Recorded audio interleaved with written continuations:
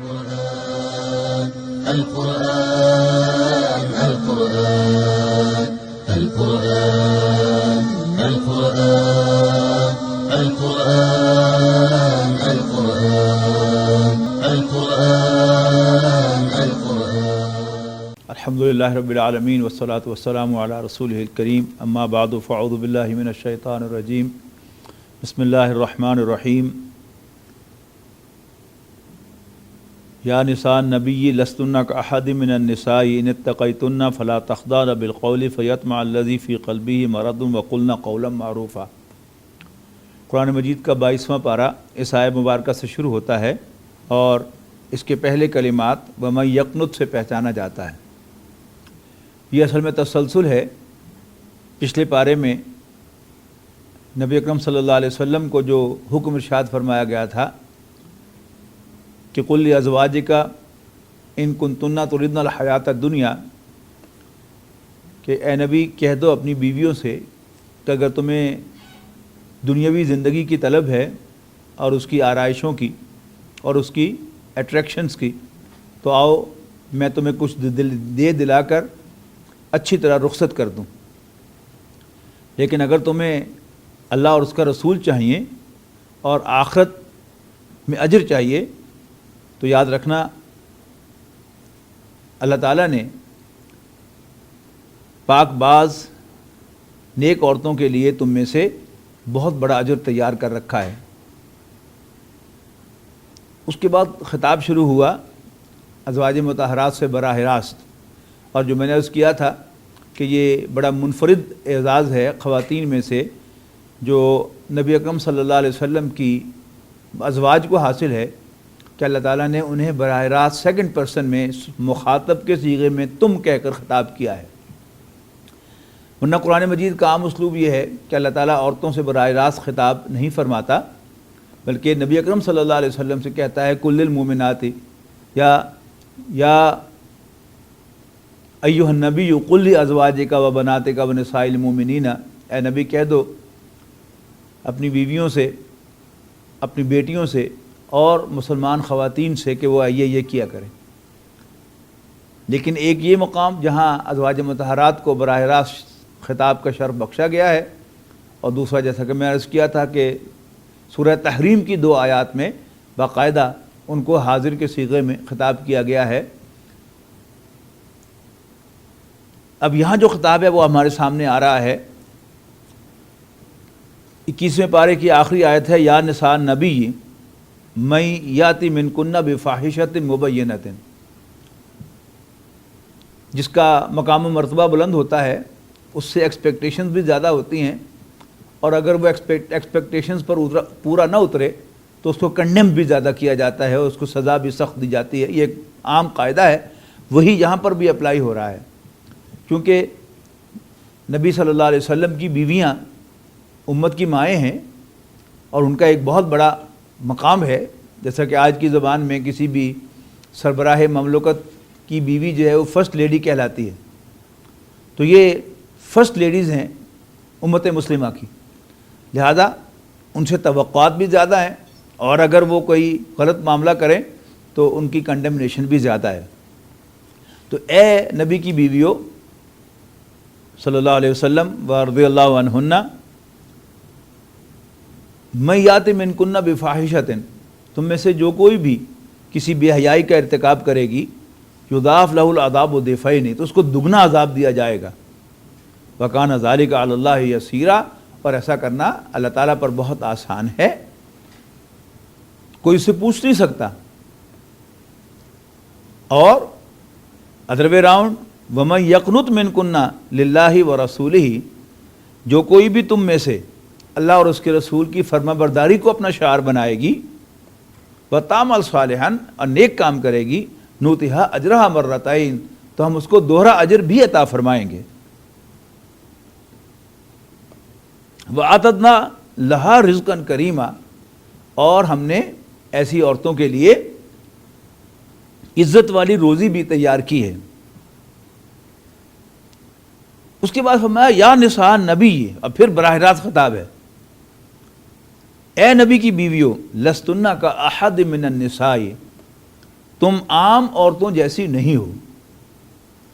ان اتقیتن، اگر تم اللہ سے ڈرتی ہو، اگر تم متقی عورتیں ہو، فلا تخضعن بالقول، تو تم کسی اجنبی شخص سے بات کرتے ہوئے نرم لہجہ اختیار نہ کیا کرو.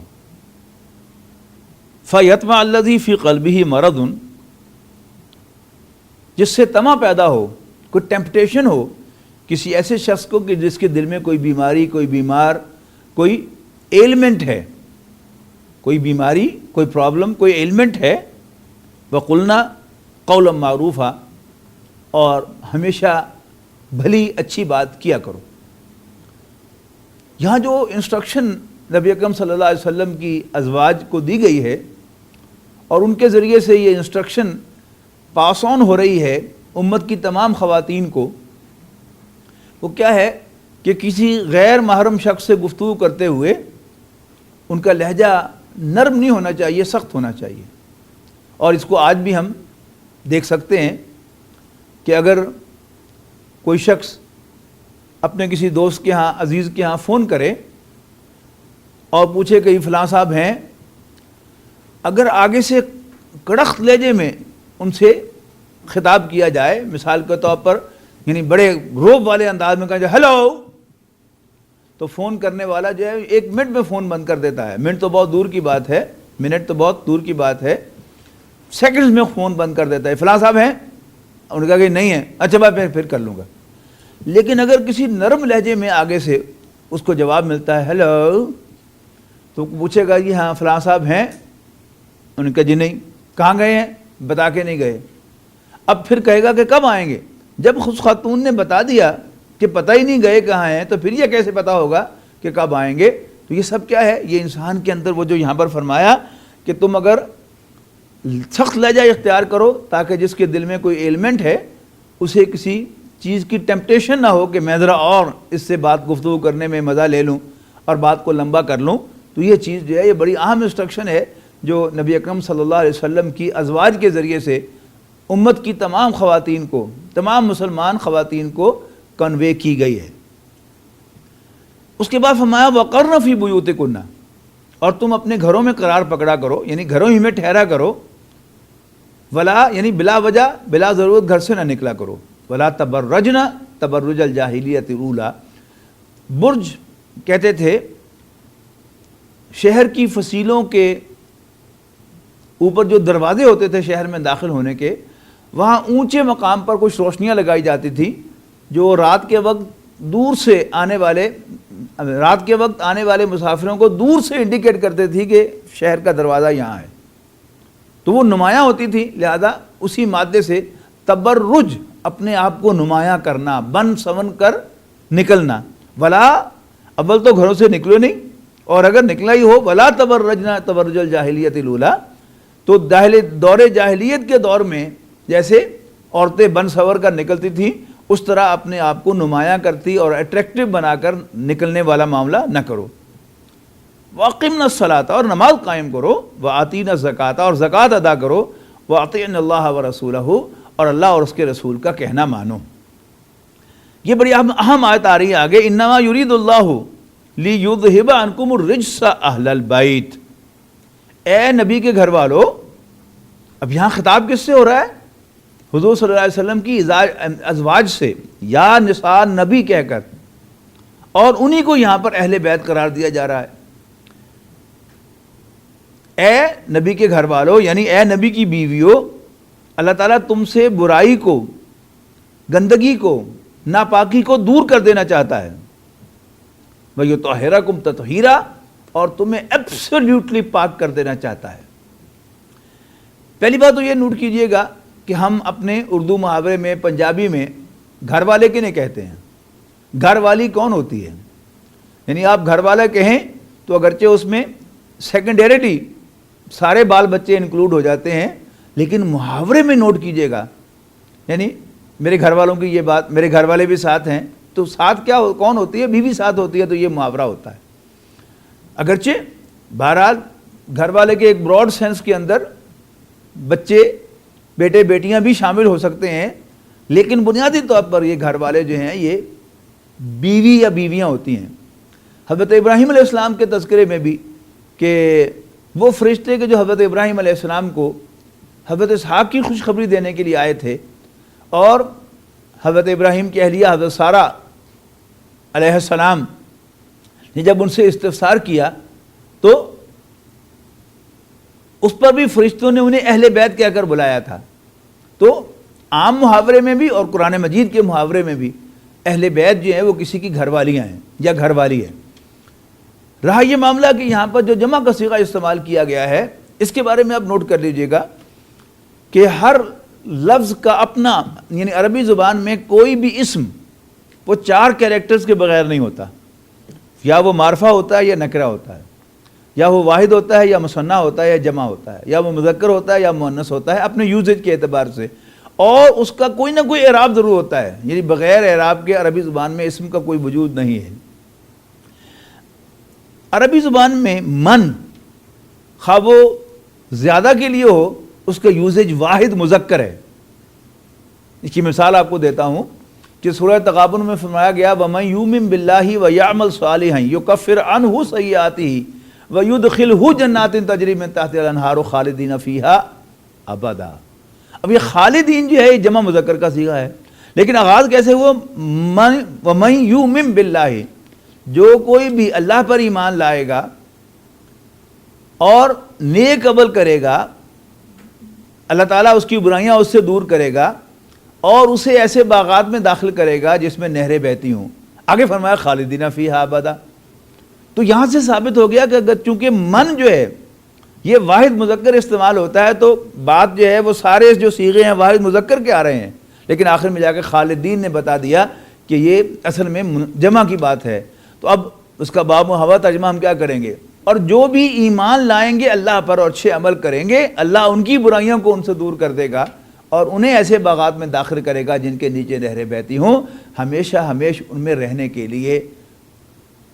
ذالک الفوز العظیم، یہ ہے بڑی کامیابی۔ اب اس کے مقابلے میں اہل کا لفظ جو ہے، خواہ وہ ایک عورت کے لیے استعمال ہو یا ایک مرد کے لیے استعمال ہو یا بہت سے لوگوں کے لیے استعمال ہو، تو اس کا یوزیج جو ہے وہ جمع مذکر ہوگا۔ یعنی وہاں سورۃ ہود میں غالباً یہ تھا یا سورہ ہجر میں کہ حضرت ابراہیم علیہ السلام کی اہلیہ کو انہوں نے فرشتوں نے اہل بیت کہہ کر بلایا تھا اور پھر ان کے لیے جمع کا کم کا صیغہ استعمال کیا تھا، جمع مذکر کا، اگرچہ تعین کے ساتھ وہ ایک خاتون تھی۔ تو یہاں کیا ہوا؟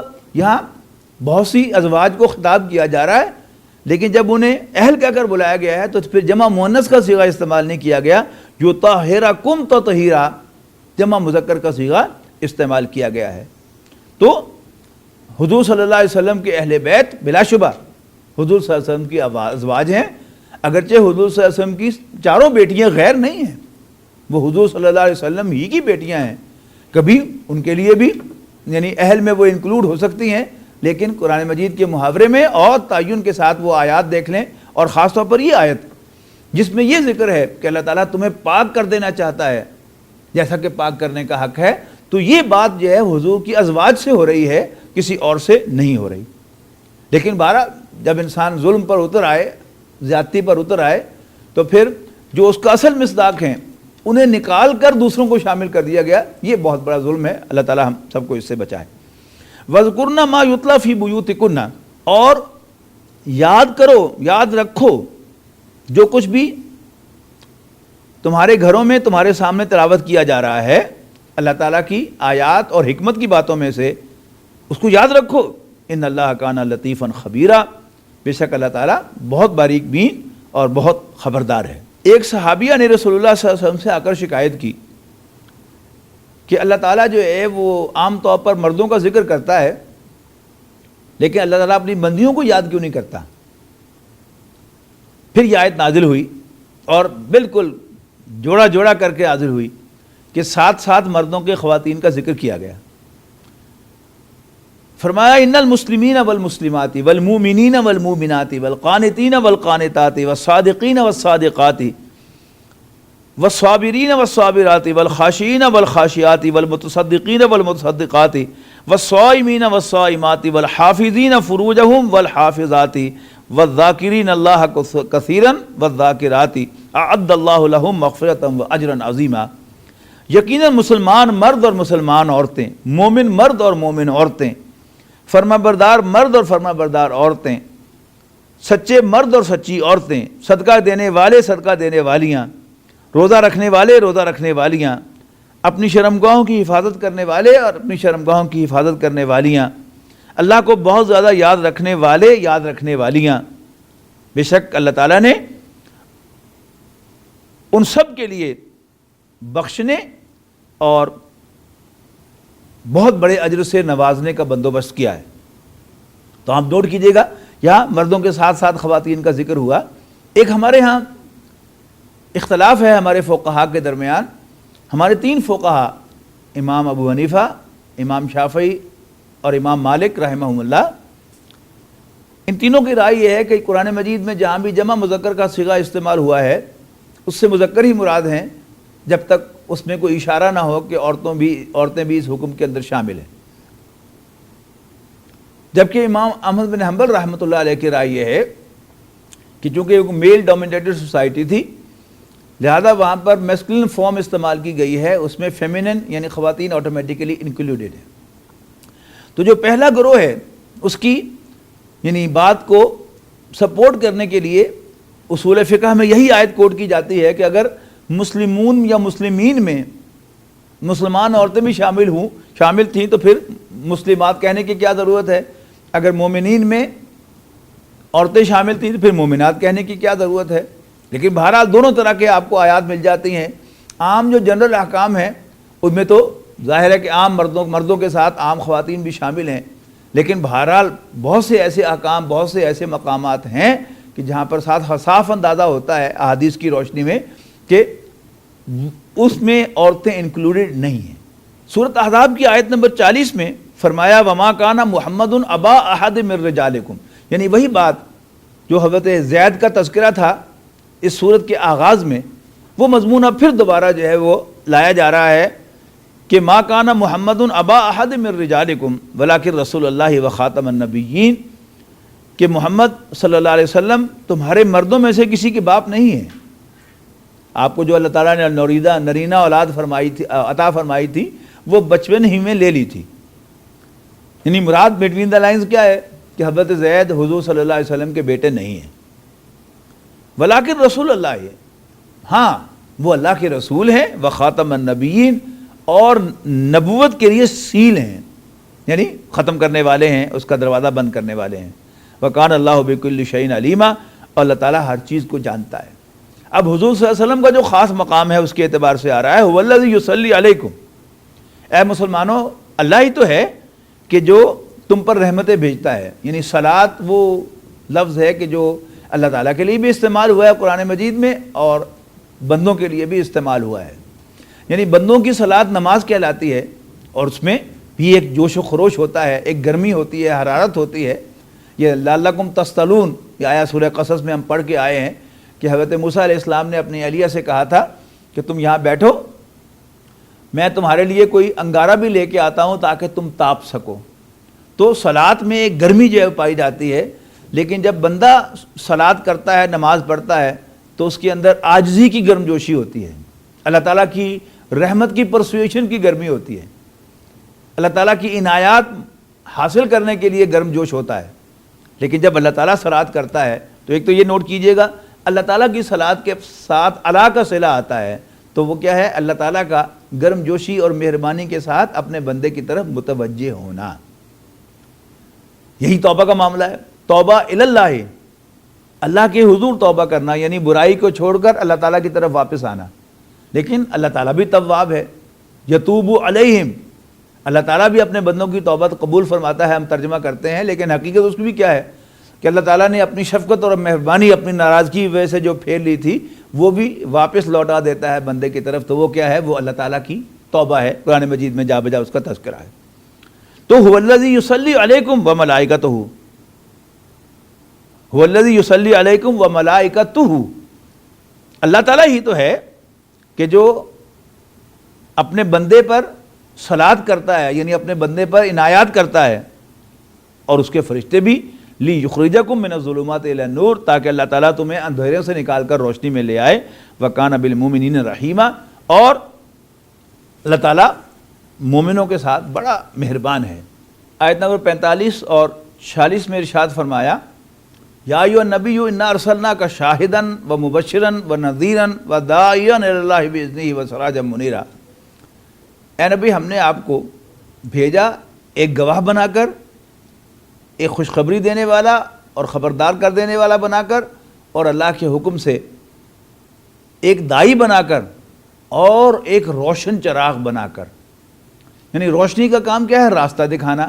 ہر پیغمبر راستہ دکھانے کے لیے آتا ہے، تو وہ کیا ہے؟ وہ اپنی ذات میں روشنی کا ایک مینار ہے۔ باقی جو 4 یہاں پر حیثیتیں بیان کی گئی ہیں، یہ ہر نبی کی حیثیت پر یہ آیت جو ہے وہ فٹ بیٹھتی ہے، اس اعتبار سے کہ ہر نبی گواہی دینے والا، خوشخبری دینے والا، اللہ تعالیٰ کی سزا اور عذاب سے ڈرانے والا، اور اللہ کی طرف بلانے والا ہے اس کے حکم سے۔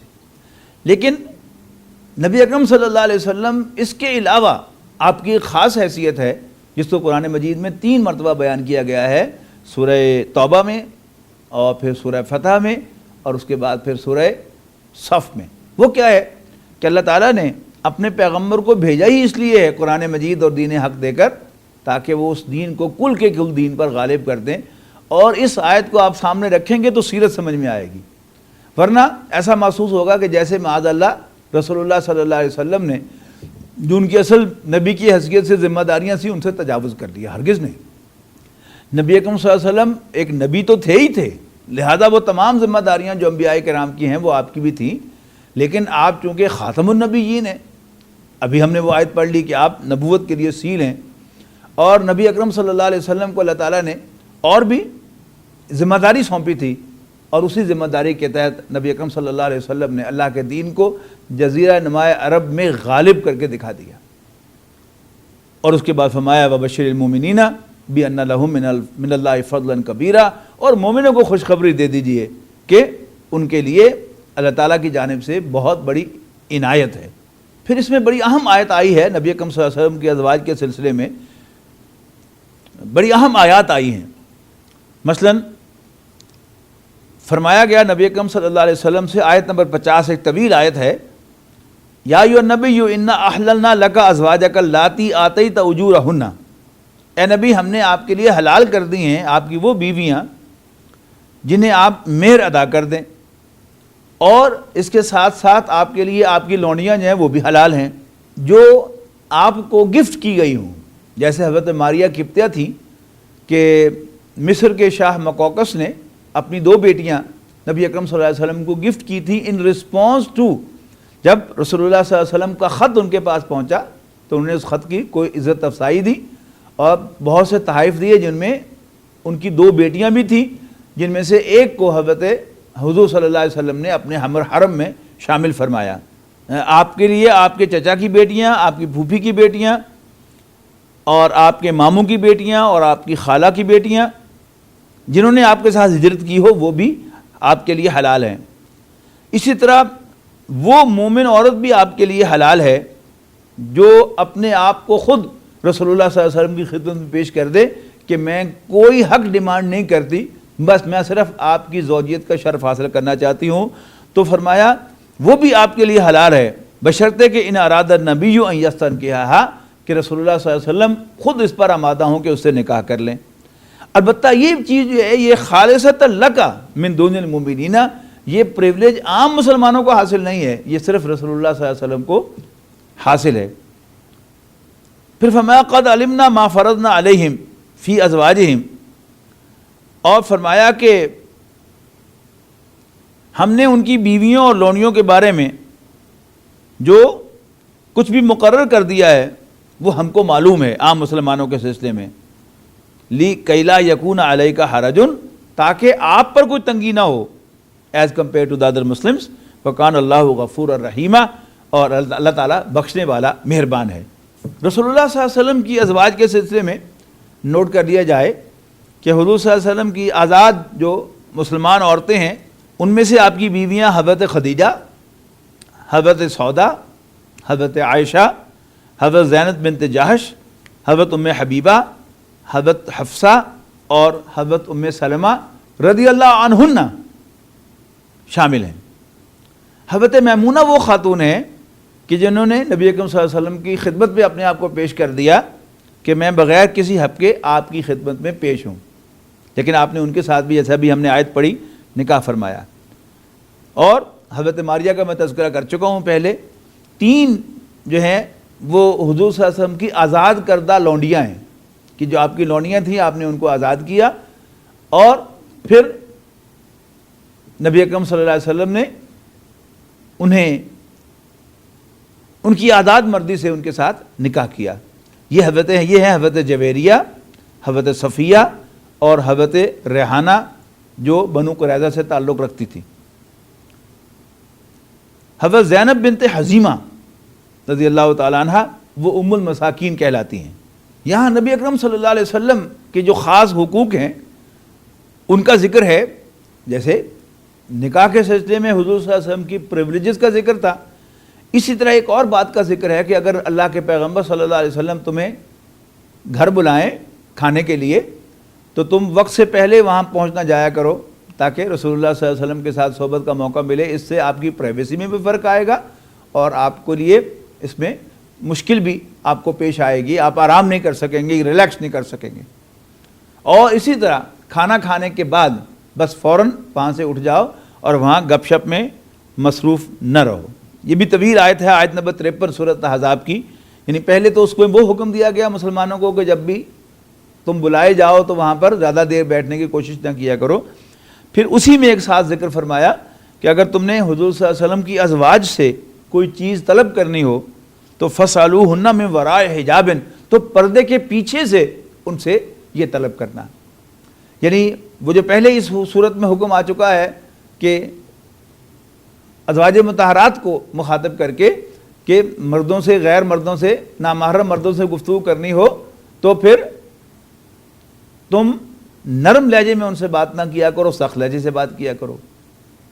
اور یہاں پر مردوں سے خطاب کیا جا رہا ہے، یعنی ذہن میں رکھیے گا کہ یہ بات اسی صورت کے اندر مذکور ہے کہ وہ تمہاری مائیں ہیں، اسی صورت کے اندر مذکور ہے کہ اللہ کے پیغمبر صلی اللہ علیہ وسلم کی بیویوں سے ان کے وصال کے بعد بھی تم شادی نہ کرنا۔ تو ان اے وے وہ محرم ہو گئیں، حرام ہو گئیں، لیکن اس کے باوجود ان کے لیے یہ سخت انسٹرکشن ہے۔ اور دوسری خواتین جو ہیں جو محرم نہیں ہیں یا مرد ان کے محرم نہیں ہیں تو ان کے لیے تو اس سے زیادہ سخت انسٹرکشن ہونی چاہیے، جبکہ بہت سے لوگوں نے اس سے غلط مطلب لیا ہے کہ یہ احکام صرف اللہ کے پیغمبر صلی اللہ علیہ وسلم کی بیویوں کے لیے تھے، عام عورتوں کے لیے نہیں ہے۔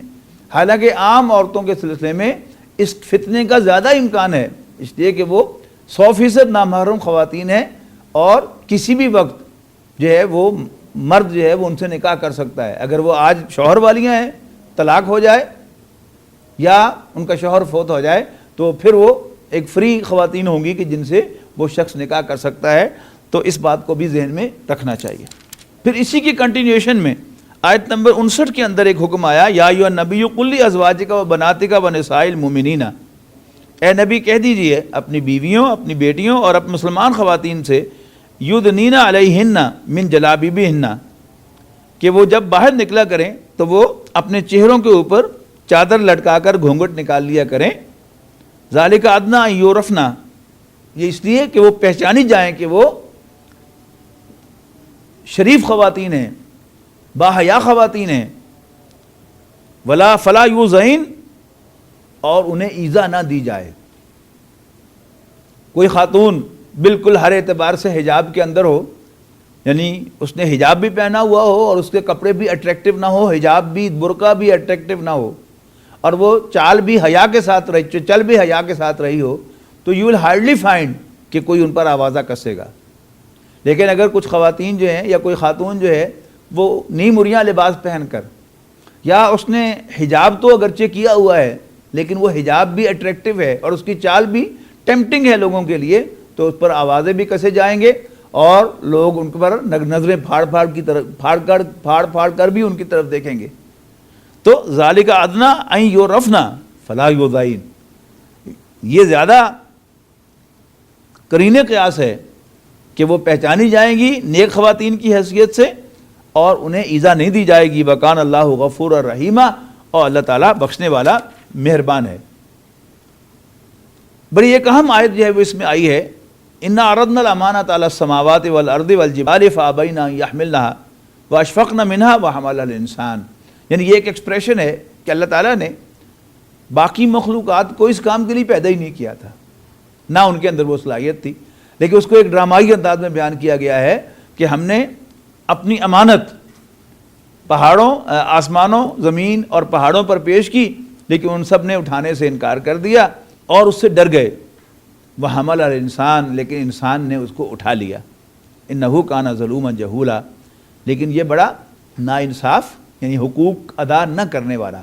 عدل کیا ہوتا ہے؟ حقوق کی ادائیگی، اور ظلم کیا ہوتا ہے؟ حق تلفی. تو انہ کان ظلوما، یقیناً انسان جو ہے حقوق کی ادائیگی میں کچھ کمی بیشی کرنے والا ہے، اور یہ بڑا جذباتی ہے. 22ویں پارے کا بقیہ حصہ پوری سورہ سبا، پوری سورہ فاطر اور سورۃ یاسین کے ابتدائی حصے پر مشتمل ہے. یہ تینوں مکی صورتیں ہیں، اور مکی صورتوں کے عام مضامین ان صورتوں کی زینت ہیں. سورۃ سبا اور سورۃ فاطر دونوں اللہ تعالیٰ کی حمد سے شروع ہوتی ہیں. سورۃ سبا کا آغاز ہے الحمدللہ الذی لہ ما فی السماوات وما فی الارض ولہ الحمد فی الآخرہ وہو الحکیم الخبیر. ساری حمد اس اللہ کے لیے ہے جس کا ہے وہ سب کچھ جو آسمانوں میں ہے اور جو زمین میں ہے، اور آخرت میں بھی اسی کی حمد ہے. وہو الحکیم الخبیر، اور وہ حکمت والا خبردار ہے. یعلم ما یلج فی الارض وما یخرج منہا، جو کچھ بھی زمین میں داخل ہوتا ہے اللہ تعالیٰ اسے بھی جانتا ہے، اور جو کچھ اس میں سے نکلتا ہے اسے بھی. وما ینزل من السماء وما یعرج فیہا، اور جو آسمان سے اترتا ہے اور جو آسمان کی طرف چڑھتا ہے اسے بھی جانتا ہے. وہو الرحیم الغفور، اور وہ بخشنے والا، وہ رحم فرمانے والا، بخشنے والا ہے. کافر کہتے ہیں لا تاتین الساعہ، کہ قیامت نہیں آئے گی. قل بلا وربی، کہو کیوں نہیں، میرے رب کی قسم ہے. لتاتینکم عالم الغیب، کہہ دو کہ چھپی باتوں کے جاننے والے میرے رب کی قسم ہے. لتاتینکم، وہ تم پر لازماً آ کر رہے گی.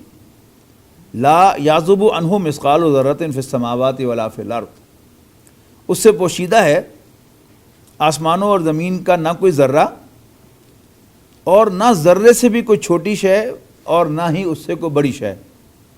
الا فی کتاب مبین، مگر یہ کہ وہ ایک واضح ڈاکیومنٹ کے اندر ریکارڈڈ ہے. اور وہ آخرت کیوں آئے گی؟ لیجزی الذین آمنوا وعملوا الصالحات، تاکہ اللہ تعالیٰ بدلے سے نوازے ایمان والوں کو، اچھے عمل کرنے والوں کو. اولئک لہم مغفرۃ ورزق کریم، ایسے لوگوں کے لیے بخشش بھی ہے اور عزت والی روزی بھی. سورہ سبا کے دوسرے رکوع سے حضرت داؤد علیہ السلام کا تذکرہ فالوڈ بائی سلیمان علیہ السلام کا تذکرہ قدر تفصیل کے ساتھ آئے گا. وَلَقَدْ آتَيْنَا دَاوُودَ مِنَّا فَضْلًا، اور ہم نے اپنی جانب سے داود کو بھی علیہ السلام اپنی مہربانی سے نوازا، اور پہاڑوں کو حکم دیا کہ اے پہاڑوں اوبی معہ، تم بھی ان کے ساتھ تسبیح کرو. والطیرہ، اور یہی حکم پرندوں کو بھی دیا. وَأَلَنَّا لَهُ الْحَدِيدَ، اور ہم نے ان کے لیے لوہے کو نرم کر دیا. أَنِ اعْمَلْ سَابِغَاتٍ وَقَدِّرْ فِي السَّرْدِ وَاعْمَلُوا صَالِحًا، کہ کشادہ زریں بناؤ اور کڑیوں کو اندازہ سے جوڑو، یعنی جو زنجیر ہوتی ہیں اس میں لوہے کو نرم کر کے اس کے رنگز بنائے جاتے ہیں، اور پھر زنجیر رنگ کے اندر رنگ ڈالنے سے بنتی ہے. اس کا یہاں پر تذکرہ ہے. زرہ بختر کے موجد حضرت داؤد علیہ السلام ہے. یہ آرمڈ کوڈ جو ہے اس کے موجد حضرت داؤد علیہ السلام ہے، اسی کا یہاں پر تذکرہ ہے. اس کے بعد حضرت سلیمان کا تذکرہ شروع کیا. ولی سلیمان اور ریحا، اور حضرت سلیمان کے تابع تو ہم نے ہواؤں کو بھی بنا دیا. غدوہا شہر ورواہا شہر، وہ صبح کے وقت بھی ہوا کے اوپر سوار ہو کر ایک منزل تک جاتے تھے، اور شام کے وقت بھی ایک منزل کا سفر طے کرتے تھے ہوا کے اوپر سوار ہو کر. واصلنا لہو عین القطر، اور ہم نے ان کے لیے تانبے کا ایک چشمہ بہا دیا تھا، اور ومن الجنی، اور جنوں کو بھی ان کے تابع کیا تھا، جو ان کے لیے ان کے سامنے ان کے رب کی اجازت سے کام کرتے تھے، سروس دیتے تھے ان کو۔ اور جو کوئی بھی ان میں سے ہمارے حکم کے سے سرتابی کرے گا، ہم اس کو دردناک عذاب کا، آگ کے عذاب کا مزہ چکھائیں گے۔ حضرت سلیمان علیہ السلام کے لیے جنات کام کرتے رہتے تھے، یہاں تک کہ ہیکل سلیمانی کی تعمیر، یعنی آج کی جو مسجد اقصیٰ ہے، اس کی تعمیر پر جنات کو انہوں نے کام پہ لگایا ہوا تھا، اور خود عصا کا سہارا لیے ہوئے کھڑے ان کو اوورسی کر رہے تھے، ان کی نگرانی کر رہے تھے۔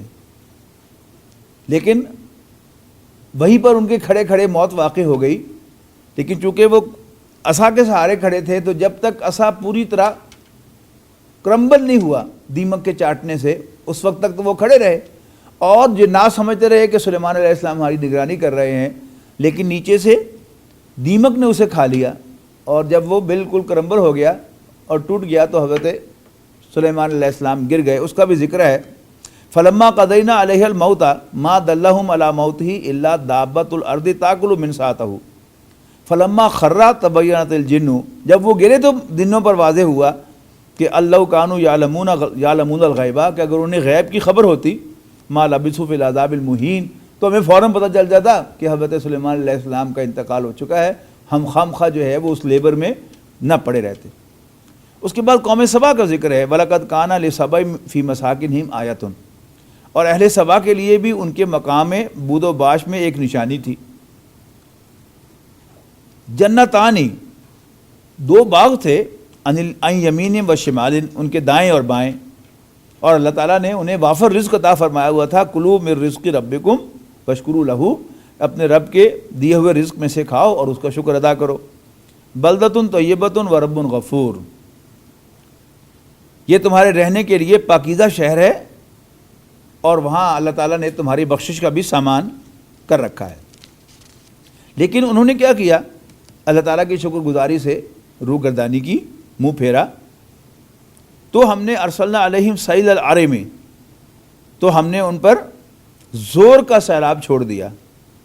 فبدلناہم بجنتیہم جنتین ذواتئی اکل خمط واصل وشیء من سدر قلیل، اور انہیں ان باغوں کے بدلے میں ایسے دو باغ دے دیے جن میں میوے بد مزہ تھے، اور جن میں کچھ تو جھاؤ تھا اور کچھ بیریاں تھیں، یعنی یہ ٹوٹل پھل جو ہے وہاں پر ان باغات کے اندر ان کی ڈسپوزل پر رہ گیا۔ ذالک جزیناہم بما کفروا، یہ ہم نے کیوں کیا؟ ہم نے ان کی ناشکری کی سزا دی انہیں۔ وَهَلْ نُجَازِي إِلَّا الْكَفُورَ، اور ہم نا شکر ہی کو سزا دیا کرتے ہیں۔ نبی اکرم صلی اللہ علیہ وسلم کی شان میں ایک بڑی معروف آیت جو اکثر مسلمانوں کو یاد بھی ہے، وہ اسی صورت میں نازل ہوئی ہے کہ وَمَا أَرْسَلْنَاكَ إِلَّا كَافَّةً لِلنَّاسِ بَشِيرًا وَنَذِيرًا، اور ہم نے اے نبی آپ کو نہیں بنایا مگر تمام جہانوں کے لیے، تمام انسانوں کے لیے بشیر و نذیر، خوشخبری دینے والا اور خبردار کرنے والا، یعنی تمام انسانوں کی طرف بھیجا ہوا پیغمبر۔ وَلَٰكِنَّ أَكْثَرَ النَّاسِ لَا يَعْلَمُونَ، لیکن اکثر لوگ اس بات کو نہیں جانتے۔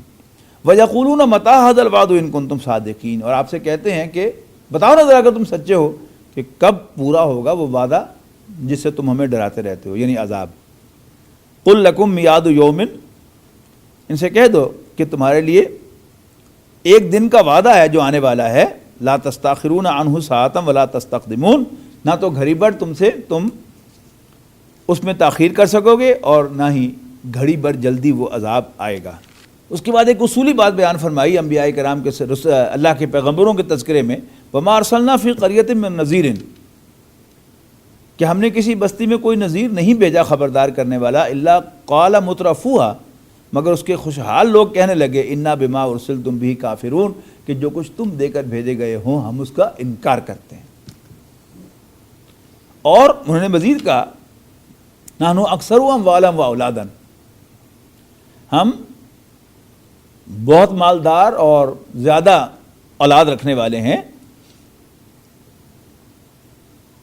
وما نحن بمعذبین، اور ہم پر عذاب کبھی نہیں آئے گا۔ اس کے بعد فرمایا وما اموالکم ولا اولادکم باللتی تقربکم عندنا زلفیٰ الا من آمن وعمل صالحا، تمہارا مال اور اولاد ایسی چیزیں نہیں ہیں کہ تم کو ہمارا مقرب یعنی قریب کر دیں اللہ تعالیٰ کے، ہاں جو اچھے عمل کرے گا، ایمان لائے گا اور اچھے عمل کرے گا، فاولئک لہم جزاء الضعف، تو ان کے بدلے کو دگنا کیا جائے گا، ان کے ریوارڈ کو، بما عملوا، ان کے عمل کی وجہ سے، وہم فی الغرفات آمنون، اور وہ بالا خانوں میں جمع کر کے بٹھائے جائیں گے۔ سورہ سبا کے آخر میں فرمایا قل انما اعظکم بواحدۃ، میں تمہیں ایک نصیحت کرتا ہوں، ان تقوموا للہ مثنی وفرادا ثم تتفکروا، کہ تم اللہ کے لیے دو دو یا اکیلے اکیلے کھڑے ہو کر غور کرو، ما بصاحبکم من جنہ، کہ تمہارے دوست یعنی حضرت محمد صلی اللہ علیہ وسلم کوئی پاگل نہیں ہے، ان ہوا الا نذیر، وہ تو تمہیں خبردار کرنے والے ہیں، بین یدی عذاب شدید، ایک بڑے عذاب کے آنے سے پہلے پہلے۔ اس کے بعد سورہ فاطر، جیسا کہ میں نے عرض کیا کہ اللہ تعالیٰ کی حمد سے شروع ہوتی ہے، الحمدللہ فاطر السماوات والارض۔ سورۃ فاطر کا انداز ذرا زیادہ گلوریس ہے، الحمدللہ فاطر السماوات والارض، ساری حمد اللہ کی ہے جو آسمانوں اور زمین کا نئے سرے سے پیدا کرنے والا ہے۔ ایک ہے تخلیق کا عمل، تخلیق کے لفظ کا اطلاق ہوتا ہے کسی گیون میٹیریل سے کوئی دوسری چیز بنانا جس کا کوئی پروسیس بھی ہو اور جس میں کوئی ٹائم بھی انوالو ہو۔ فطرت کیا ہے؟ فاطر اللہ تعالیٰ کس اعتبار سے ہے؟ اللہ تعالیٰ اس کائنات کا فاطر ہے، یعنی نئے سرے سے پیدا کرنے والا ہے، یعنی creation ex nihilo, nothing was there and something was created, یہ جو اللہ تعالیٰ کا کام ہے اس کے اعتبار سے اس کا نام ہے الفاطر۔ جاعل الملائکۃ رسلا اولی اجنحۃ مثنی وثلاث ورباع، اور وہ فرشتوں کو قاصد بنانے والا ہے جو دو دو تین تین اور چار چار پروں والے ہیں۔ یزید فی الخلق ما یشاء، اللہ تعالیٰ جسے چاہتا ہے تخلیق میں وسعت عطا فرماتا ہے۔ ان اللہ علی کل شیء قدیر، بے شک اللہ تعالیٰ ہر چیز پر قدرت رکھتا ہے۔ ولا یفتح اللہ للناس من رحمۃ فلا ممسک لها، اللہ تعالیٰ اپنی رحمت کا دروازہ کھول دے تو اس کو کوئی بند کرنے والا نہیں ہے، ولا یمسک فلا مرسل لہ، اور جس کو اللہ تعالیٰ بند کر دے اس کو کوئی کھولنے والا نہیں ہے، اس رحمت کو کوئی آگے چلانے والا نہیں ہے، ارسال کرنے والا نہیں ہے، وہ العزیز الحکیم، اور وہ بالادست حکمت والا ہے۔ یا ایھا الناس، اس وقت کی خاص بات اور بھی ہے کہ اس میں بار بار یا ایھا الناس کہہ کر انسانوں کو جھنجھوڑ کر جگایا جائے گا اور کوئی بات کہی جائے گی، یا ایھا الناس اذکروا نعمت اللہ علیکم، لوگو یاد کرو اللہ کی اس نعمت کو جو اس نے تم پر فرمائی ہے، حل من خالق غیر اللہ یرزقکم من السماء والارض، کیا اللہ کے سوا کوئی اور بھی خالق ہے جو تمہیں آسمان اور زمین سے کچھ پرووائڈ کر سکے؟ لا الہ الا ہو، اس کے سوا کوئی معبود نہیں، فانا تؤفکون، تو پھر تم کہاں بہکے پھر رہے ہو؟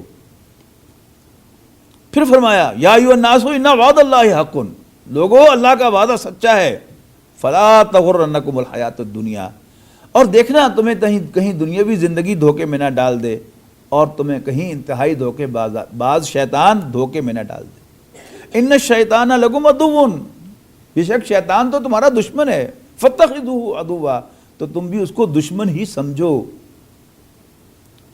انما یدعو حزبہ لیکونوا من اصحاب السعیر، ہمارا ماڈرن انٹلیکٹ جو ہے وہ ایک دوسرے تصور کا قائل اور پروموٹر ہے کہ دشمن سے بھی دوستی کی جائے اور اس کو رام کرنے کی کوشش کی جائے۔ اللہ تعالیٰ ہر چیز کا بنانے والا ہے، ہمارا بنانے والا بھی وہ ہے، ہمارے دشمن کا بنانے والا بھی وہ ہے، لہذا اس نے لیمٹس رکھی ہیں کہ دشمن کو دشمن سمجھو، اسی میں تمہاری سیفٹی ہے، ورنہ کتنے لوگ ہوں گے کہ دشمن کے ساتھ انٹریکٹ کر کے اور پھر وہ حق پر قائم رہیں، ورنہ دشمن جو ہے وہ تو ہمیں بہا کر لے جائے گا، اور یہی کچھ عام ہوتا ہے۔ انما یدعو حزبہ لیکونوا من اصحاب السعیر، یقیناً اس کا گروہ یعنی شیاطین وہ تمہیں بلاتے ہیں کہ تم اصحاب جہنم میں شامل ہو جاؤ۔ آیت نمبر 10 میں فرمایا الیہ یصعد الکلم الطیب، پاک بات، پاک کلمہ طیبہ تو اللہ تعالیٰ ہی کی طرف جاتا ہے، لیکن اس کے لیے ایک ڈرائیونگ فورس چاہیے، اور وہ کیا ہے؟ وہ عمل صالح ہے۔ یعنی ایمان اللہ تعالیٰ کا محبوب کلمہ ہے، لیکن وہ کلمہ انسان کے لیے مفید اس وقت ہوتا ہے جب اس کے پیچھے عمل صالح کی طاقت بھی موجود ہو۔ اللہ تعالیٰ کا اختیار مطلق ہے کہ وہ بڑے سے بڑے گناہ گار کو بھی بخش دے، تو اسے کو روک نہیں سکتا، اسے کو پوچھ نہیں سکتا، لیکن یہ قواعد اللہ تعالیٰ خود بیان کر رہا ہے کہ الیہ یصعد الکلم الطیب، پاک کلمہ، پاک بات، کلمہ طیبہ اللہ تعالیٰ ہی کے ساتھ پاس پہنچے گا، لیکن اس کو اوپر چڑھانے والی، اللہ تعالیٰ تک پہنچانے والی فورس جو ہے وہ عمل صالح ہے۔ والذین یمکرون السیئات، اور وہ لوگ کہ جو برے برے مکر کرتے ہیں، پلان کرتے ہیں، لہم عذاب شدید، ان کے لیے ایک سخت عذاب ہے، ومکر اولئک ھو یبور، اور ان کی چالیں نابود ہونے والی ہیں، نل اینڈ وائڈ ہو جانے والی ہیں۔ بہت گلوریس آیت، آیت نمبر 15، یا ایھا الناس، لوگو انتم الفقراء الی اللہ، تم سب کے سب اللہ تعالیٰ کے محتاج ہو، you are all dependent on Allah, واللہ هو الغنی الحمید، جبکہ اللہ تعالیٰ تو انڈیپینڈنٹ ہے۔ یہ فقیر اور غنی ایک دوسرے کے الٹ الفاظ ہیں، تو تم سب محتاج ہو، you are all dependent on Allah, اور اللہ تعالیٰ کسی پر ڈیپینڈنٹ نہیں ہے، الغنی ہے، بے نیاز ہے، الحمید تعریف کیا گیا ہے۔ علامہ اقبال اسی آیت مبارکہ کو قرآن مجید کی عظیم ترین آیت سمجھتے تھے، اور اسی سے ماخوذ ان کی وہ مشہور ربائی ہے کہ تو غنی از ہر دو عالم من فقیر، روز معاشر عذر ہائے من پذیر، پر حسابم راتو بینی ناگزیر، از نگاہ مصطفیٰ صلی اللہ علیہ وسلم پنہا بگیر، یشا یذہبکم ویاتی بخلق جدید، اگر اللہ تعالیٰ چاہے تو تم سب کو لے جائے اور تمہاری جگہ کوئی اور مخلوق لے آئے، وما ذلک علی اللہ بعزیز، اور یہ کچھ بھی اللہ تعالیٰ پر بھاری نہیں ہے، ولا تزر وازرۃ وزر اخری، اور کوئی بوجھ اٹھانے والا کسی دوسرے کا بوجھ نہیں اٹھائے گا، وَإِن تَدُو مُثْقَلَةٌ إِلَىٰ حَمْلِهَا، اگر کوئی اپنا بوجھ بٹانے کے لیے کسی کو بلائے گا، لا يُحْمَلْ مِنْهُ شَيْءٌ، اس سے کوئی چیز بھی اٹھائی نہیں جائے گی، وَلَوْ كَانَ ذَا قُرْبَىٰ، خواہ جس کو بلا رہا ہے یا جو آفر کر رہا ہے وہ اس کا قریبی رشتہ دار ہی کیوں نہ ہو، انما تنذر الذین یخشون ربهم بالغیب، یقیناً اے پیغمبر آپ ان لوگوں کو خبردار کرنے والے ہیں جو اپنے رب سے ڈرتے ہیں بن دیکھے اور نماز قائم کرتے ہیں، ومن تزکا، اور جو کوئی اپنے آپ کو پاک کرے گا، اپنا تزکیہ کرے گا، فإنما یتزکا لنفسہ، وہ اپنے ہی بھلے کو کرے گا، وإلی اللہ المصیر، اور اللہ ہی کی طرف بالآخر لوٹنا ہے۔ وما یستوی الاعمی والبصیر، یہ بڑی گلوریس آیات ہیں اور بڑا اس میں خاص ردم ہے۔ اندھا اور بینا برابر نہیں، اندھیرے اور روشنی برابر نہیں، سایہ اور دھوپ برابر نہیں، وما یستوی الاحیاء والاموات، اور زندہ اور مردہ برابر نہیں، ان اللہ یسمع من یشاء، اللہ تعالیٰ جس کو چاہتا ہے سننے کی طاقت دیتا ہے، وما انت بمسمع من فی القبور، اور جو مرے ہوئے ہیں ان کو آپ نہیں سنوا سکتے، ان انت الا نذیر، آپ کی حیثیت خبردار کرنے والے کی ہے، انا ارسلناک بالحق بشیرا ونذیرا، اے نبی ہم نے آپ کو سچائی کے ساتھ خوشخبری سنانے والا اور خبردار کر دینے والا بنا کر بھیجا ہے، وَإِن مِّنْ أُمَّةٍ إِلَّا خَلَا فِيهَا نَذِيرٌ، اور کوئی امت نہیں گزری مگر اللہ تعالیٰ نے اس میں کوئی خبردار کرنے والا بھیجا ہے، وَإِن يُكَذِّبُوكَ، لیکن اگر یہ لوگ آپ کو جھوٹا قرار دیں یعنی آپ کی بات نہ مانیں تو سو وٹ، فَقَدْ كَذَّبَ الَّذِينَ مِن قَبْلِهِمْ، ان سے پہلے اور بھی بہت سے لوگوں نے جھٹلایا، جاءتْهُمْ رُسُلُهُمْ بِالْبَيِّنَاتِ، ان کے پاس ان کی طرف بھیجے ہوئے پیغمبر واضح نشانیاں لے کر آئے، وَبِالزُّبُرِ وَبِالْكِتَابِ الْمُنِيرِ، اور صحیفے اور روشن کتابیں لائے، لیکن انہوں نے ان کی بات نہ مانی۔ اگر قریش بھی آپ کی بات نہیں مارے سو وٹ۔ آیت نمبر 29 میں ارشاد فرمایا، ان الذین یتلون کتاب اللہ واقاموا الصلاۃ، یقیناً وہ لوگ جو اللہ کی آیات کی تلاوت کرتے ہیں، نماز قائم کرتے ہیں، وانفقوا مما رزقناہم سرا وعلانیۃ، اور چھپ کر و اعلانیہ اللہ تعالیٰ کے دیے ہوئے میں سے، ہمارے دیے ہوئے میں سے خرچ کرتے ہیں، یرجون تجارۃ لن تبور، تو وہ ایک ایسی تجارت کے فائدے کے امیدوار ہیں جو کبھی تباہ نہیں ہوگی۔ آیت نمبر 38 میں فرمایا ان اللہ عالم غیب السماوات والارض، اللہ تعالیٰ آسمانوں اور زمین کی تمام چھپی باتوں کا جاننے والا ہے. انہ علیم بذات الصدور، بلکہ وہ تو سینے کے رازوں کا بھی جاننے والا ہے. ہماری نیتیں، ہمارے ارادے، ہمارے انٹینشنز، وہ سب اس کے علم میں. هو الذی خلقکم خلائف فی الارض، هو الذی جعلکم خلائف فی الارض، وہی تو ہے جس نے تمہیں زمین میں پچھلوں کا سکسیسر بنایا. فمن کفر فعلیہ کفرہ، تو جو کوئی بھی اللہ تعالیٰ کی ناشکری کرے گا یا انکار کرے گا تو اس کے انکار اور ناشکری کا وبال اسی پر آئے گا، اسی کو پینلٹی پے کرنی پڑے گی. ولا یزید الکافرین کفرہم عند ربہم الا مقتا، اور کافروں کے حق میں ان کے کفر سے اللہ تعالیٰ کے ہاں ناخوشی ہی بڑھے گی، کوئی فائدہ نہیں ہوگا. ولا یزید الکافرین کفرہم الا خسارہ، اور کافروں کو ان کی ناشکری، ان کا انکار خسارے ہی سے دوچار کرے گا. آیت نمبر 41 میں فرمایا ان اللہ یمسک السماوات والارض، بے شک اللہ تعالیٰ آسمانوں اور زمین کو تھامے ہوئے ہے. ان تزولا، کہ وہ کہیں ڈول نہ جائیں. ولئن زالتا ان امسکہما من احد من بعدہ، اور اگر وہ ڈول جائیں تو اللہ کے سوا کوئی ایسا نہیں ہے جو انہیں تھام سکے. اس کے بعد انہ کان حلیما غفورا، بے شک اللہ تعالیٰ بڑا بردبار، ٹالریٹ کرنے والا، بخشنے والا ہے. واقسموا باللہ جہد ایمانہم، اور یہ اللہ کی بڑی بڑی قسمیں کھاتے ہیں. لئن جاءہم نذیر، اگر ہمارے پاس واقعی کو خبردار کرنے والا آئے، لیکونن اہدی من احدی الامم، تو تمام جہانوں سے، تمام قوموں سے وہ زیادہ بہتر اس کی پیروی کریں گے، اس سے ہدایت حاصل کریں گے. فلما جاءہم نذیر، لیکن جب ان کے پاس کوئی خبردار کرنے والا آتا ہے ما زادہم الا نفورا، تو ان کی نفرت کے سوا اور کسی چیز میں اضافہ نہیں ہوتا. اس کے بعد قرآن مجید کا قلب، جسے نبی اکرم صلی اللہ علیہ وسلم نے قرار دیا ہے، سورہ یاسین کی ابتدائی آیات اس کے اندر آتی ہیں. یاسین والقرآن الحکیم، یاسین قرآن حکیم کی قسم ہے. انک لمن المرسلین، یقیناً آپ پیغمبروں میں سے ہیں. علی صراط مستقیم، ایک سیدھے راستے پر. تنزیل العزیز الرحیم، اور اس قرآن مجید کا نازل کیا جانا بالادست آل مائٹی، آل وائز کی طرف سے ہے. لتنذر قوما، تاکہ آپ خبردار کریں ایک ایسی قوم کو، ما انذر آباؤہم، کہ جن کے آباء و اجداد کو خبردار نہیں کیا گیا، یعنی قریش، ان پڑھ لوگ، امیین. حضرت ابراہیم علیہ السلام کے دو بیٹے، حضرت اسماعیل علیہ السلام اور حضرت اسحاق علیہ السلام. حضرت اسماعیل بڑے ہیں، حضرت اسحاق چھوٹے ہیں. اللہ تعالیٰ کا ایک نظام ہے، اس کا فیصلہ ہے کہ اللہ تعالیٰ نے 2500 سال تک نبوت کا سلسلہ بنی اسرائیل میں جاری فرمایا، حضرت اسحاق کی اولاد میں جاری فرمایا. اسرائیل کا لفظ بھی نوٹ کر لیجئے، یہ اصل میں لقب ہے حضرت یعقوب علیہ السلام کا، جس کا مطلب ہے عبداللہ.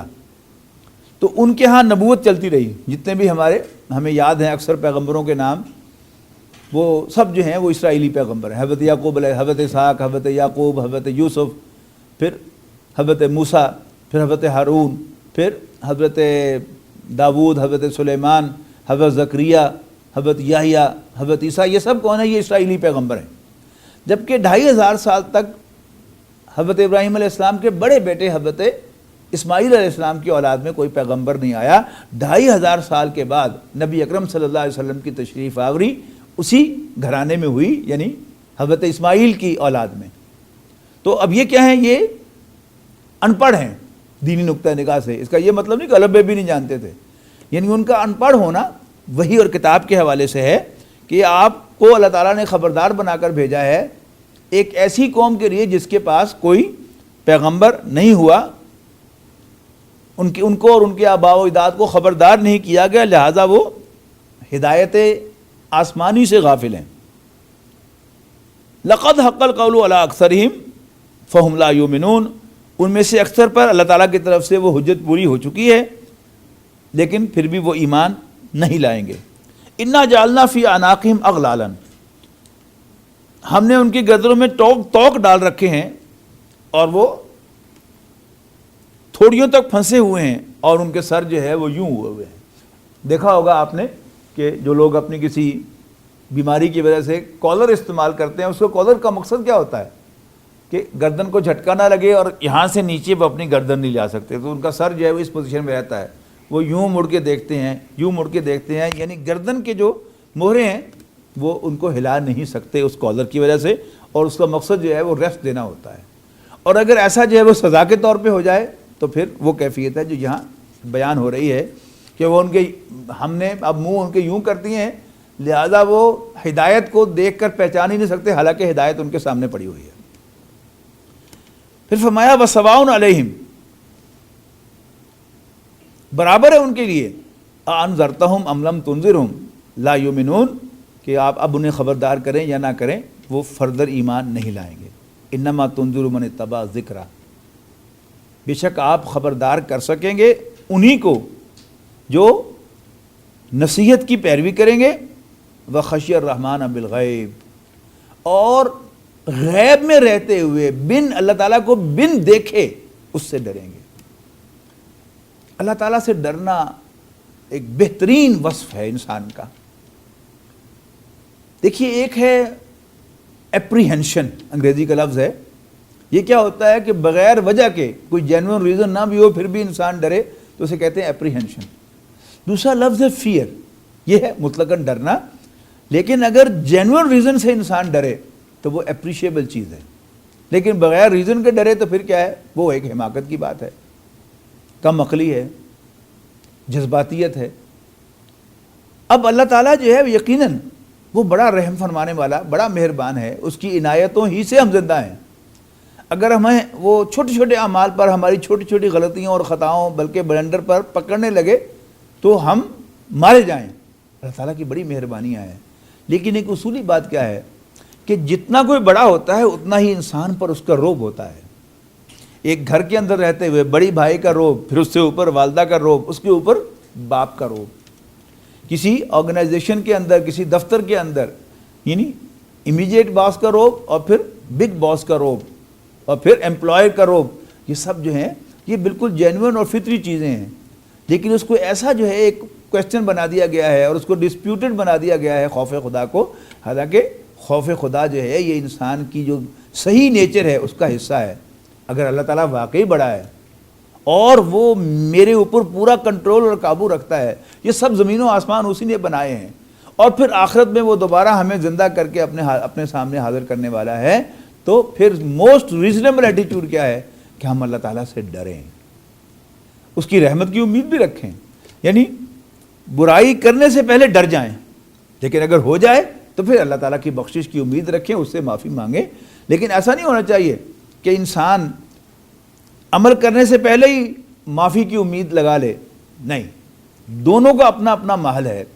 کسی عمل کرنے سے پہلے اللہ تعالیٰ سے ڈرنا چاہیے، اور پھر غلطی ہو جائے تو پھر اللہ تعالیٰ کی مغفرت پر رلائی کرنا چاہیے اور امید رکھنی چاہیے کہ اللہ تعالیٰ معاف فرما دے گا۔ تو بے شک آپ خبردار کریں گے انہی کو جو نصیحت کی پیروی کریں اور اللہ تعالیٰ سے بن دیکھے ڈریں، فبشرہ بمغفرۃ و اجر کریم، تو ایسے لوگوں کو آپ اللہ تعالیٰ کی بخشش کی خوشخبری دے دیں اور اجر کریم کی، عزت والے اجر کی خوشخبری دیں۔ یعنی کسی کو کوئی چیز پیش کرنے کا یہ بھی انداز لے پڑھو، اور یہ بھی انداز ہوتا ہے کہ اس کو بلایا جاتا ہے اسٹیج پر اور پھر اس کو باقاعدہ بڑے ہی اکرام کے ساتھ کوئی چیز پیش کی جاتی ہے۔ ان دونوں میں زمین و آسمان کا فرق ہے۔ قرآن مجید بار بار ذکر کرتا ہے رزق کریم کا کہ عزت والی روزی، انا نحن نحیی الموتى، یقیناً ہم ہی مردوں کو زندہ کریں گے، ونکتب ما قدموا وآثارہم، اور جو کچھ وہ آگے بھیج چکے ہیں اور جو کچھ پیچھے رہ گئے ہم سب کو جانتے ہیں، وکل شیء احصیناہ فی کتاب فی امام مبین، اور ہر چیز ہمارے ہاں ایک محفوظ ڈاکیومنٹ کے اندر محفوظ ہے، پڑی ہوئی ہے۔ سورۃ یاسین میں دوسرے رکوع میں جو مضمون آیا ہے وہ بڑا زبردست ہے۔ فرمایا وَاضْرِبْ لَهُم مَثَلًا أَصْحَابَ الْقَرْيَةِ، اے نبی انہیں ذرا گاؤں والوں کا قصہ۔ وہ قصہ کیا ہے؟ اِذْ أَرْسَلْنَا إِلَيْهِمُ اثْنَيْنِ، جب ہم نے ان کی طرف دو پیغمبر بھیجے، فَكَذَّبُوهُمَا، تو انہوں نے دونوں کو جھٹلا دیا، فَعَزَّزْنَا بِثَالِثٍ، پھر ہم نے ایک تیسرا بھیجا، فَقَالُوا إِنَّا إِلَيْكُمْ مُرْسَلُونَ، تو سب پیغمبروں نے کہا کہ ہم تمہاری طرف بھیجے ہوئے پیغمبر ہیں۔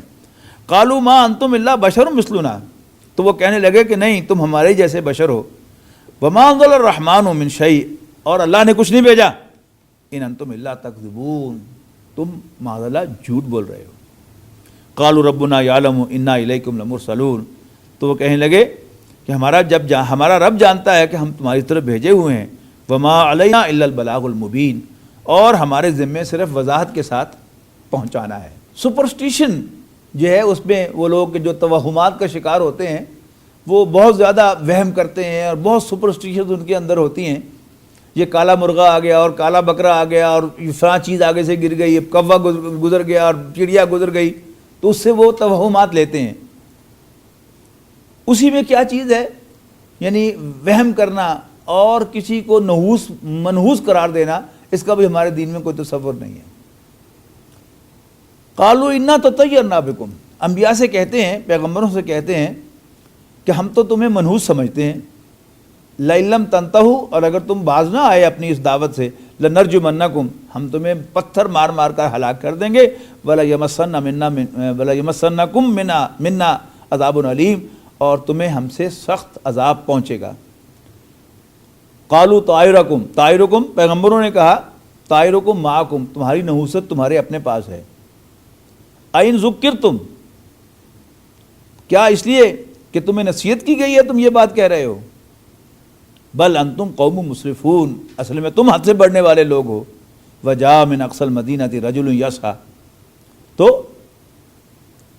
دور کسی کنارے سے ایک شخص دوڑتا ہوا آیا، قال یا قوم اتبعوا المرسلین، اور اس نے لوگوں سے کہا کہ پیغمبروں کی پیروی کرو، اتبعوا من لا یسألکم اجرا وہم مہتدون، پیروی کرو ان کی جو تم سے کوئی اجر نہیں مانگتے اور وہ ہدایت پر ہیں، سیدھے راستے پر ہیں۔ پھر یہ بات جو ہے وہ 23ویں پارے میں کنٹینیو ہوتی ہے کہ مجھے کیا ہے، یعنی اس تو شخص آیا ایسا بھاگتا ہوا، اس نے مزید کہا وما لی لا اعبد الذی فطرنی، مجھے کیا ہے کہ میں اس کی عبادت نہ کروں جس نے مجھے پیدا کیا، وإلیہ ترجعون، اور اسی کی طرف تم سب لوٹائے جاؤ گے۔ اتخذ من دونہ آلہۃ، کیا میں ان کو چھوڑ کر، کیا میں اس کو چھوڑ کر اور خدا بناؤں، ان یرد الرحمن بضر لا تغنی عنی شفاعتهم شیئا ولا ینقذون، اگر اللہ میرے حق میں نقصان کرنا چاہے تو ان کی سفارش مجھے کچھ بھی فائدہ نہ دے سکے اور نہ وہ مجھے چھڑا سکے، انی اذا لفی ضلال مبین، اور ایسا کرنے پر میں سری گمراہی میں مبتلا ہو جاؤں۔ انی آمنت بربکم فاسمعون، میں تمہارے رب پر ایمان لاتا ہوں لہذا تم میری بات سنو۔ اب بٹوین دا لائنز کیا ہے کہ لوگوں نے اس کو قتل کر دیا اور اس سے کہا گیا قیل ادخل الجنہ، داخل ہو جاؤ جنت میں۔ قالا، وہ کہنے لگا وہ شخص، یا لیت قومی یعلمون، کاش کہ میری قوم کو معلوم ہو جاتا، بما غفر لی ربی، کہ میرے رب نے تو مجھے بخش دیا، وجعلنی من المکرمین، اور مجھے باعزت لوگوں میں جن کو عزت دی جاتی ہے شامل فرما دیا۔ بارک اللہ لی ولکم فی القرآن العظیم ونفعنی وإیاکم بالآیات والذکر الحکیم۔